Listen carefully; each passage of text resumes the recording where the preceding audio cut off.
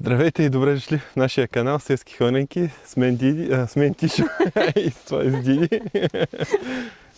Днес пак сме на градината, идваме да видим какъв ще ни е планът на действие с пръскане, с такива неща. Може би няма да бъде днес, но в следващите дни. Днес сме се захванали. Ще правим пътеките с слама. Отново ще ги попълваме. Взели сме, имаме такива 3 малки бали слама. Ще трябва да си позапълним, защото иначе си става кал и расте много трева. Миналата година си го правихме, беше ни екстра, така. Да, беше си много добре и мислим и сега да го направим. И може би от градината за днес ще бъде това, ще видим. Имаме и ние всъщност люляци да засадим. Ако изобщо са живи, дадоха ни тук едни люляци, ама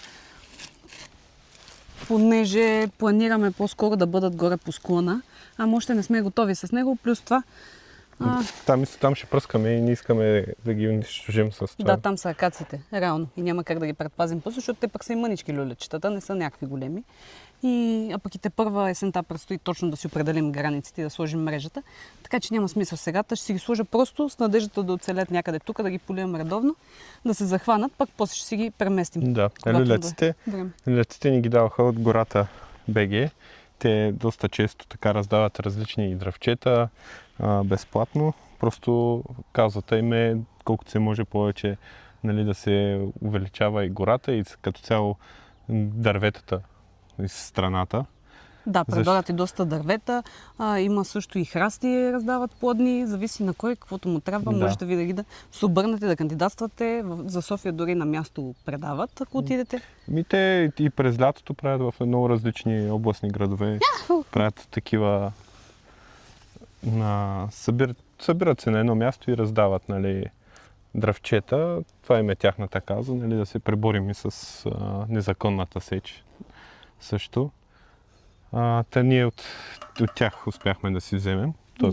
Имаше записване. Записахме се и двамата за всеки случай, поне единия да получи, пък взехме, че получихме и двамата. Нищо, на наши не влезна по време в употреба. Може да им следите, те мисля, че имат Facebook страницата, там си поддържат. Гората БГ може да следите там за такива инициативи, когато имат. Да, при нас със сигурност и ние, и кумшията ще е доволен отгоре, ще му е красиво, може да си бере от неговата страна. Така че... Да, стига да се захванат. Да. Добре, айде, аз се захващам тук с пътеките. Вече започна много пчели, оси, какви гадинки да има, които ме вкарат под напрежение. Добре, хващам се, после ще ви покажа резултата. Да. Аз да ви покажа набързо и доматите от вчера, които засадихме. Ние сега открихме парника. Найлона. Да, наш импровизиран парник. Изправили се всички. Добре се чувстват, смятам. После ще ги полея пак, но малко да ги види и слънце. То сега при нас е около 5 часа, мисля, че вече. Не знам, нещо много се замотахме. Но пък и беше много голяма жера през деня и нямаше смисъл. Така, ще ги полеем после и се надявам вече да бъде всичко наред с тях и да се прехванат.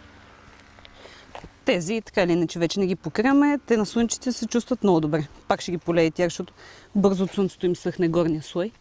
Той като пясък направо става отгоре. Иначе отдолу са си влажни. Не знам дали се вижда. Повече е тъмна почвата отдолу. И така. Аз май ще започна тая там леха да я поразчиствам. Чакай само тук тишко да го заобиколя. Някак си. Има страшно много плевели и просто си сядам някъде и започвам да си чопля от някъде да го подхващаме това нещо, че е ужас. За да могат да излезнат и разсадчетата. Вижте какво става. Ама започвам, пък ще видим докъде ще го докарам. Малко по малко ще се изчисти. Ето и резултата. Вече пътеките, по-голямата част от пътеките, айде така да кажем, са с слама.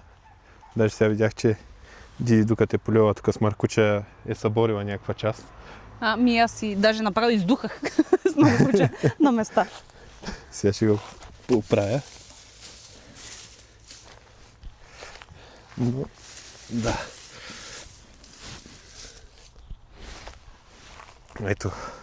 Ето как се получи. Вече отново сме цивилизовани, както се казва. Навсякъде тук при ягодките. И тук сложихме още и през перище, че бяха почнали да изникват някакви плевели. И сложих още и тук. Както и тук при боровинките. И тази пътека тук също, където са ягодките. Сега ще видим колко ще ни стигне.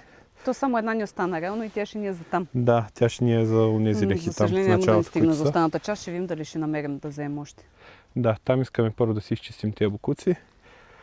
И тогава ще сложим, защото трябва да поизкопаем малко земята, да изравним, че има от картиците, които се опитвали да влизат в лехите. Но може би първо ще досглобим тази барака, за да можем някои неща да ги преместим направо вътре, защото наистина няма къде. Вместо да ги местим само от пътека на пътека, направо да си влязат там.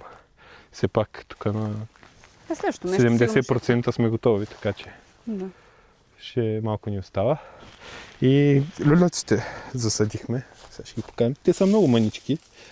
Не си представите някакви огромни, като този, който взехме от Надиди майка й. От моята тъщичка любима. Ето го. Него. Тези ги сложихме ето тук. Изчистих от трева земята, поляхме обилно. И така. Ще изчакаме малко да заякнат и тук ще ги предпазим някакси, ще ги завием, може би като пръскаме. Понеже тук, както ви казахме, целият склон ще го пръскаме. Горната част, то долната така ли, че не може. Тук имаме дръвчета, рози. Така, че Да, горе. горната, да, но все пак да не...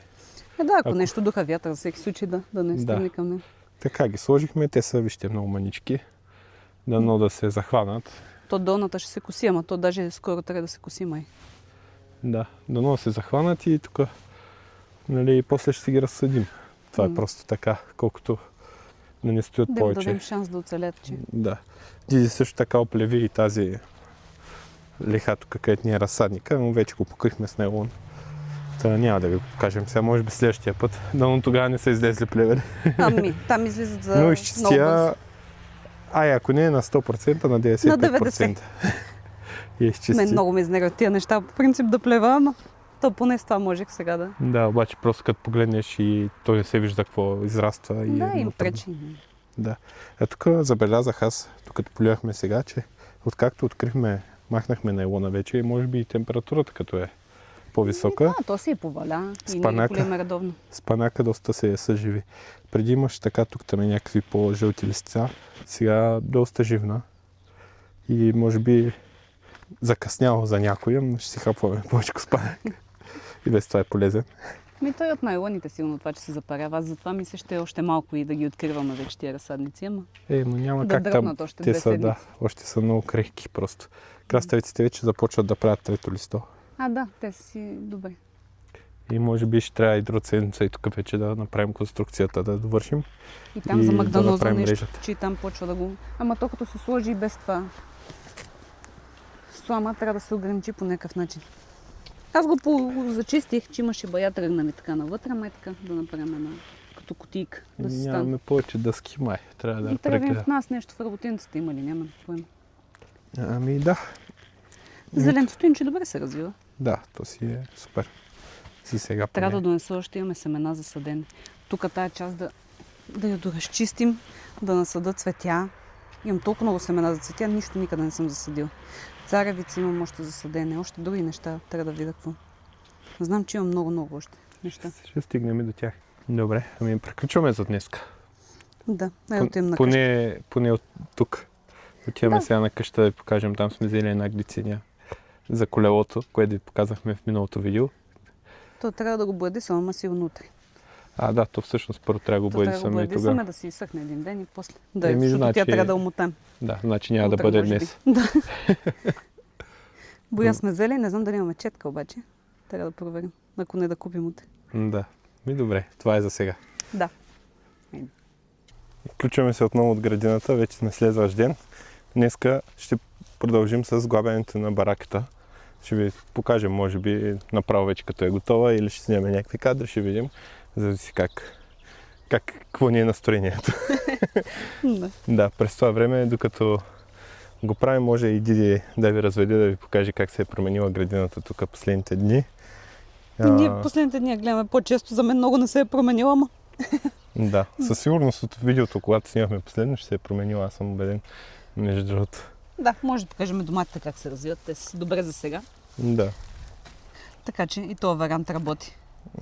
С найлона. Най-вероятно и другите така ще ги засадим. Няма да ги пикираме, защото общо взето няма и за кога. Горе-долу. Още 1-2 седмици ги оставяме така в парника, в разсадника. Трябва да ги покажем. Ние сме ги направили в по-големи съдове. Да, винаги доматите ги правя в колкото е възможно тия най-големите. Да, така табли. че за това може би ще го спестим пикирането. Да, те има на къде да се образуват си коренчето Те достатъчно. доста се заякват сега като растения. Аз като ги гледам, откакто ги преместихме в оранжерията, понеже преди това не им стигаше достатъчно светлина, издължаваха се, бяха така тънки, а сега самия корен, стеблото им става много по-дебело. Да, по-дебело е. Както си трябва. Докато те си бяха по-хилави, те сега заякват вече, ама още с хилави такива. Ще оправят положението. Да, не са като мене. Да. Имахме надежда, че ще станат нещата, за сега стават. Ама щом толкова време се издържали, се прихванали, не се изсъхнали, всичко ще е наред най-вероятно. Да. Айде оставям ви Диди да ви разведе, пък аз се захващам с бараката. Така, включвам се да ви покажа малко и развитието за тази седмица. Какво се е случило с растенията като цяло. Тази леха си върви супер. Абсолютно всичко се е показало от всякъде. Плана за тази седмица е да сложим и мрежата вече отзад, за да могат малко по малко да се захващат, че смятаме, че вече има време, така или иначе, на гарахчетата. Така че това е едно от нещата, които ще направим. Освен сгубяването на бараката. И най-важното е да напръскаме ето тази джунгла отгоре. Не знам доколко се вижда, защото има и дървета в другия парцел на комшиите и докъде се разграничава. Но най-отгорната част при нас там са акации и всякакви други храсти, които просто няма как да се преборим с тях, освен да ги напръскаме. А и там е много трудно за обработка и косене и каквото и да било. Всяка зима ги чистим доколкото можем и ги режем, но без да се напръскат не става. Тревата надолу си я косим, за там няма проблем, но в най-горната част вече е почти невъзможно. Без препарати. Точно зато това е плана. Зелето се развива супер. Расте си. Скоро ще започне да си завива зелчици, като гледам. Тук магданоза да не си стъпче, все още не сме му направили преградка. Това са двете лехи с марулята, всъщност едната и другата е малко по-нататък. Моя план за сега, докато Тишо сглобява бараката, е да разчиста тук това, което е останало от репичките. Ментата няма да я махам за сега, защото трябва да изчиста цялата леха и да я разкопая, защото корените са поне там някъде до средата. Та няма смисъл тук да я скуба, тя ще си излезе пак. Трябва да наблегнем малко повече на марулите, макар че в тази леха са по-малки, така че тя ще е последна най-вероятно, докато си пораснат. Другата, ето и нея. Тук от нея можем да си берем вече марулите, са по-едри. Тук също има доста репички, които са само на листа и направо ще ги махам. Да може малко по малко вече да разчистваме и да си ги приготвяме за това, което трябва да бъдат. Както виждате, тази трябва и да се стяга. Не сме я стягали, понеже беше пълна. А това е тази с разсадите. Е така, до края цялата. Сложила съм какво ли не. Миналата седмица я плевих. Гледам, че пак са изникнали на места. Не е чак толкова страшно, колкото беше. Пак ще си пооплева малко. Но като цяло се вижда къде какво има. Тук в тази част най-отпред е цвеклото. То се личи най-добре. Най-ядро, защото и една идея по-рано го засадих. Може би седмица-две преди останалите. Нямам търпение тази част тук вече да може да има къде да приберем. То торфа, като махнем марулите, ще го прибираме. Но все пак, тези краставички са си доста големи, вече си растат. Босилек, това са повече неща, общо взето, които ги разпознавам. Така, само на такъв мъничък етап още докато са. Манго има там, което е малко по-гъстото, също се вижда. Мисля, че всичко, което съм засадила е изникнало. Те имат едни такива бележчици, съм сложила почти на всеки ред, където има. И от другата страна има там, където найлона не се виждат. За да знам все пак какво съм садила. Аз горе-долу си спомням къде е какво, но все пак да си помагам. А реално в тази леха, в последствие, тя ни е тази най-плитката, която е само с една дъска. Реално. И тук има такава почва Има и торф, но по-голямата част я бяхме пълнили с такава земя. Бяха ни докарвали. И в другите лехи сме слагали от нея, но по-малко. И е предимно торф. В другите и няма такива плевели, не излизат. Съвсем малко са. А тук е нещо страшно. Бяхме слагали и оборска торн. Не ви препоръчвам да го правите. С нея си докарахме още повече и просто няма спасение. Тая леха не знам какво ще слагам. Може би тиквички или нещо от сорта, където да си прави много листа и да не иска чак такова плевене, да се занимавам с нея. Тиквички имаме също. Аз не съм ги посяла още, ама имам няколко семена са ми останали от миналата година от пъпеши и от дини. Та може и нещо такова да сложи и общо взето ще я понапълна с такива неща. Хем са по-обемни и няма къде да ги слагам. Хем тук ще ме вярвам, че е добре. Ще си направя достатъчно лесна маса, че да не ги притеснят плевелите и да не изникват като цяло. Това е другата, която също трябва. Може би тази ще бъде с предимство да освободим, защото тази по план тук е за чушки и патладжани. Ние имаме още време и двете и чушките и патладжаните като растат са ни още мънички, не са чак толкова големи, че да им давам зор да ги изяждаме и да освобождаваме, но 2-3 седмици, може би 3, ще трябва вече да е свободна и да е готова за засаждане. Тук са доматите. Как да ви покажа така. С нощ сме ги поляли и ги държим естествено под найлон. За сега добре им се отразява. Позаякнали са коренчетата. Не знам дали сме ги снимали така отблизо да покажем. Бяха с доста тънки стъбълца. Сега почват да заякват и да си се пооформят. Така че смятам, че ще издържат. И ще се развиват добре. Изправили са се, няма нещо, проблеми за сега. Така че всичко е наред с тях, надявам се. Има още доста пространство за тях. Тук има още място за домати. Там в края съм си оставила малко за няколко корена чери домати. Като цяло доматите, може би откакто сме започнали да ги съдим, го правим винаги с по 2 корена. Не знам, много рядко сме слагали по един. Получава ни се за сега, не ни пречи. Ние в лехите реално ги съдим и доста по-нагъсто, отколкото може би реално трябва. Но и преди да направим лехите в земята също сме ги съдили нагъсто. Доста по-трудно е в земята да се обработват и да се колтучат, да се чистят, привързват и така нататък, но в лехите не ни е чак такъв проблем и затова си ги съдим нагъсто. Не си пречат. Аз им махам доста голяма част от листната маса, когато пораснат, така че и слънце си ги вижда, всичко е наред с тях. Така че при нас се получава, не знам, при вас не мога да кажа, но знаете, с градинарство всичко е проба грешка и опити. За нас работи.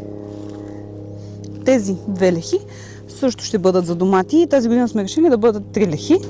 До сега сме правили по 2, но имайки предвид, че имаме и повече лехи, а пък имаме необходимост тази година от домати, понеже доматения сос, нали ви казах, че имахме проблеми с него, имаше и развалента.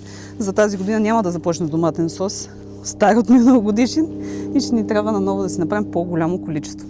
Така че най-вероятно, може би, както миналата година, ще заложим пак на чери домати, не чак толкова, защото беше много трудно и за обиране, но ще има и черита, защото те допринасяха доста за сока миналата година. И така, тези са ни с предимство, но те са ни свободни, готови и можем да ги съдим във всеки един момент. Което планираме да се случи, може би, началото на май месец. Ще видим. Не знам до каква степен, но да, за 2 седмици може би ще ни бъде готов и нашия разсад. Останалото няма нищо ново за показване. Ягодите си растат доста, цъфтят си всички. Аспержите също. Те вече са си достигнали почти повечето в техния пик. Някъде около сигурно 50-60 см са до момента и има още на къде да растат. Както ви казах, умишлено ги оставяме така, за да може, ето примерно това как станало като бърче, всички стават по този начин, по-гъсто само става и високо и по този начин растението си взима нужните му вещества от слънцето и образува малко по-голям и здрав корен, от който до година ще излизат и повече аспержи, и по-дебели, и по-здрави. Кима оцеляли, трябва малко да ги поплева после освен тях, но са добре, може би защото са на сянка. Тук имаме лук, чесън. Също малко ягоди. И тук цъфтят, макар че не очаквам от тук, че ще има някаква, кой знае каква реколта, но да се хванат за до година. С боровинките е голяма трагедия. Тая година не знам. Има там една цъфнала 2. Не знам какво се случва. Но ще видим. Може и да изкарат някакви листа, но така като ги гледам ме съмнява. Не са сухи, изкарват листа, обаче не цъфтят. Не знам защо така. Ще ги наблюдаваме пък. Каквото стане. Ще допълваме още. Тук с беседката още сме до никъде. Но да направим първо бараката и останалите неща и след това вече и нея трябва да направим. И приключваме днеска с работния ден. Сега ще ви покажа какво успяхме да свършим. Освен, че тук Диди поля току-що обилно навсякъде вече при вечер, ето го залеза. И си завивам лехата с цветя, която не мисля, че съм споменавала, че я направих, но това тук абсолютно всичко са разсади на цветя. Да. Цялата. Да, точно така. Различни видове. Точно така. Ето затворихме тук сега и разсадника и доматите, където са ни. Сега ще ви покажа и бараката как се получи. Ето я вече и готова самата барака. Имаше си пак доста време ми отне да завърша покрива. Имаше много винчета, малко по-трудно достъпно, защото е високо. Да, много трудно се случва сгубяването с тази барака. Не се справихме някак, отдолу положихме палети и така ще бъде. Вече ще го мислим по някакъв начин дали ще я закрепим, как ще бъде, защото ни притеснява от вятъра, обаче Най-вероятно за палетата, поне отдолу трябва да се хване. Отзад има също... Не, тя не е толкова лека, между другото, честно казано, така че не мисля, той вътре като насложим някакви неща ще пречи допълнително. Ама ще видим, ще го помислим. Ето. За всеки случай пролетните ветрове, тук знаеш, че е много дух, специално на градина. Да отворим и тук сега така ще наредим такива дъски, които имаме някакви стари от гардероби, от това, за да си бъде равен пода. Може, имаме и такива, може да си направим един стелаж тук или от другата страна, за да слагаме на него някакви неща. Това вече ще го преценим точно как ще бъде. Това го видях на първо време. Може да го приберем и него с татила. Да не го носим вече. Да. Той без това, той си е такъв гардински. Да, и това си е съвсем достатъчно. Ние ще вземем едно катинарче, ще си я заключваме, да може да се оплътни хубаво вратата да се заключи и така. Не знам дали съм я сгубил точно по най-добрия начин. На някои места дупките много не съвпадаха, беше малко трудно, а все пак. Бе, супер, ще ни върши работа. Да. Това е важното. Да си оставяме тук разни такива. Да, най-накрая. Мотики, грабла и каквото и да било, да не ги мъкнем постоянно и тях. Поне тия неща, които нон-стоп се ползват. Да, обаче утре сигурно ще си приберем там вече лудницата, където ни е. Ето тия глупости също тук, кофи, табли, какво ли не, найлони. Да, всичко, което го виждате да може тук, да се поразчисти ще вече. го приберем там, с изключение на торфа, защото него няма смисъл да го размъкваме. Да го мъкваме. По 50 кг. Ай, той ще вземе цялата барака. Да. И това беше всичко от нас за това видео. Надяваме се ви е харесало. Малко по-простичко беше. Тук само от градината. Показваме как се развиват нещата, какво се случва. Сгубихме най-накрая бараката. Да, не бяхме особено дейни тази събота и неделя, но толкова надяваме се другата да е малко по-така. Вече предстои скоро. То кога се пада почивния ден? Тази седмица или следващата май? Другата седмица. Добре, иначе тогава ще трябва да се работи повече, защото ще се съберат и почивни дни. Да. Те ще се отмятат повече неща. Да. И ще има повече за снимане. Кога е почивния ден, за да работим повече? Има и за къщата някакви неща, които трябва да се прави, така че ще има материал и оттам. Да. Абе, така е на село. Сега събота и неделя по-лежерно тази седмица може. Някои от вас знаят, някои не. На село е така. Няма почивка. Ай, хора, това беше от нас. Чао, до нови срещи. Чао.